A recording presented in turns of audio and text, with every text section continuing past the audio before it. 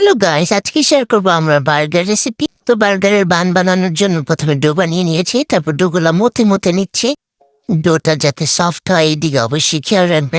তারপরে ডোটারে 4 ভাগে লিচে কেটে নিব। কাটার পরে এভাবে গোল গোল করে ডোগুলাকে আবার 10 মিনিটের জন্য রেস্টে রেখে দিব। এদিকে অন্য একটা প্লেটে বাটার মেল্ট করে মাইখা দিবা।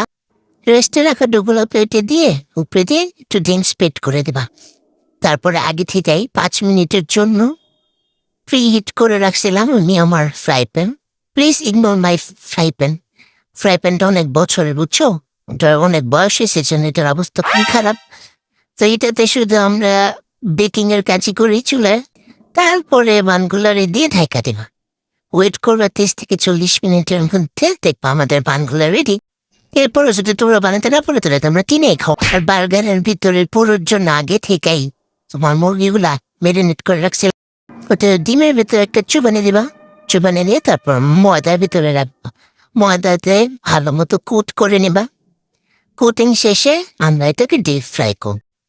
তো এই জন্য কড়াইতে তেল গরম করতে দিয়ে দিছি। আমরা সরিষার তেল খাই, তো এই জন্য সরিষার তেলটা আগে থেকে একটু বেশি গরম করে নিলে আর স্মেল করে না। সরিষার তেল একটা স্মেল আসে, তো ওইটা আর আসে না। সে যে তেল আছে ওই তেল দিয়ে ফ্রাই করো। সোভেন তেল থাকতে সোভেন তেল দিয়ে ফ্রাই করবা। ফ্রাই হয়ে গেলে আমরা মিউনিস বানিয়ে নেব। মিউনিসটা এত মজা হয়েছে, তোমাদের যদি মিউনিসের রেসিপি লাগে অবশ্যই জানাবো। বিশ্বাস করে বার্গারটা এত বেশি মজা হয়েছে, তোমরা অবশ্যই বাসায় ট্রাই করবা। ট্রাই করে জানাবে তোমাদের কেমন লাগছে। আল্লাহ হাফেজ।